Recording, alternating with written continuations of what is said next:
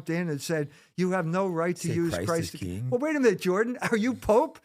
Who gave you the right to say who can use it and when they can use it? This is Right? crazy. No, He made a big mistake by doing that. His credibility is completely lost. How can you say people can't say Christ is king? You know, I have huge adoration for Christ. This guy's clearly a great guy. To try to be, you can't say Christ is king. Well, this is what I'm saying. I'm saying that the Catholic is a real identity. And we have a lot of people out there. And if you mess with the Catholic Church, there's going to be consequences. But too many of them are they're too brainwashed by Israel and they just accept it. That's part of the problem. It's interesting too is Muslims absolutely love Christ too. A lot of people aren't aware of that. Right. And the Jews think he's burning and shit. That's right. Like my Muslim friends get really offended if someone like mocks Christ. Yeah.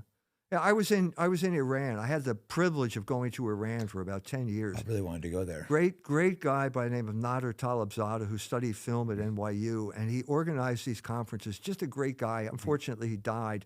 His lungs have been weakened by the gas attack during the Iraq War, and then COVID came and he died. So it's one of these unreplaceable guys. But when I was there, I talked to got taken to Qom, the holy city of Qom, met with a mullah, and we started talking about sex, and we were getting nowhere because Qom's a place where you can buy a one-day marriage. You give the mullah money. We call it prostitution. They call it a one-day marriage. Muslim friends try saying this. Oh, we get married. I'm like, bro.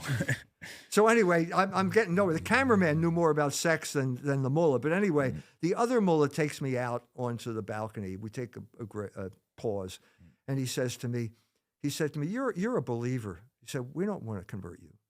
He says, what we would like to do is work together until the return of the 12th Imam, because Jesus will be at his side when the 12th Imam returns. So until then, we will work for peace. So I said, fine, let's do that. If Jesus is going to be there, I want to be there too. You know, we'll talk about the 12th Imam when we get to that. But yes, let's work together. That's a recipe for success that I've been preaching. For example, in England, England, you got a guy like Tommy Robbins' job is he's a Zionist puppet. His job is to make you hate Muslims because the establishment knows if the Muslims and the Christians get together, they're in trouble. Fighting, right? Same with they're in trouble. They don't want the blacks and whites getting together. That's right. That's exactly analogous to the blacks and white coming together. And I'm saying I had the same thing in Chicago. Actually, was Jason Whitlock has a buddy in the Nation of Islam. And he introduced me, and so I stopped there and gave him, and he said, you're the most popular guy, podcaster in the Nation of Islam. Interesting. And I said, well, thank you. I'm honored to hear that. And I said, what we have a common enemy. The Jews are a common enemy, so we should work together as Americans to break their power over us. And he said, agree. He said, if you're ever in trouble, the Nation of Islam has your back. That's so interesting. I really want to talk to him from Nation of Islam. I had the Black Nationalist on, though, and he was, I haven't done this research, but he was talking about the whole slave trade and all this, the roots, the Marcus Garvey. He said it was all being pushed by Jews. He said the whole divide, they're the ones that basically destroyed their culture, rap. He said the N-word, they're the one that originally with Garvey, they're the ones that pushed it, and they pushed it again through hip-hop. They want black people calling themselves the N-word, and he really made me realize that is a bad word. You know, he's like, why are black people calling themselves that? It's like no other race is going to call themselves the worst possible word, and we're sitting there like calling ourselves that.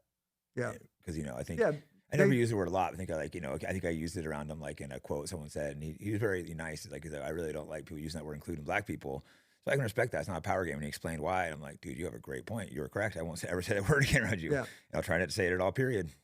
Yeah, I said it on Jason Whitlock's show, but because it was Dave Chappelle. Dave Chappelle kind of hit the nail on the head. Because I think you can't say one race can say a word and another can't.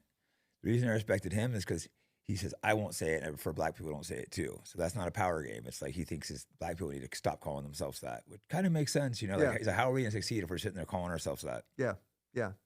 No, I agree. It's divide and conquer. Mm-hmm. That's the way they hold things together. We need to create an alliance, a political alliance that will oppose Jewish power. Mm-hmm. And we're just going to say, look, this is not American. We have a constitution that guarantees freedom of speech, which means that this poor guy was Muhammad Khalil in they're deporting him. He has Colombia. A baby on the way. You can't do this. You cannot do this, and I will stand up because it's one of the only thing left that we have.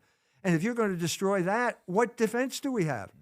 If some Jew gets upset at you, he can Get you destroy your deported, life. yeah. No, Trump, like, I like Trump, some things about Trump, and I don't others, but he's just awful. And that $100 million that they gave him is just, I'm sure they gave him a lot more other ways, but it's just so shameful, his Israel policies. Yeah, it's $1, one vote. He's talking about ethnically cleansing Gaza for Israel. That's like one of the most disgusting things you've ever heard. No country's done that in modern times. No, I think he made a serious mistake last week when he attacked the Houthis. I couldn't agree more. What he should have done, it's very simple. You sit down with the Houthis and you say, I will guarantee the delivery of humanitarian aid in Gaza. You stop attacking the ships. He could have done that. He would have been a hero. He would have been a peacemaker. And instead, he did the exact wrong thing. He opened another front in the war when the military is already overextended. It's tragic. I voted for Trump, but I did not vote for this. Yeah, I sat the election out. If I did vote, I would have voted for Trump, but I just couldn't put my name. He was just so over the top saying he's going to be the most pro-Israel president of all time. And I'm like, I can't put my name behind it. Yeah. But I mean, obviously I wasn't going to vote for Harris.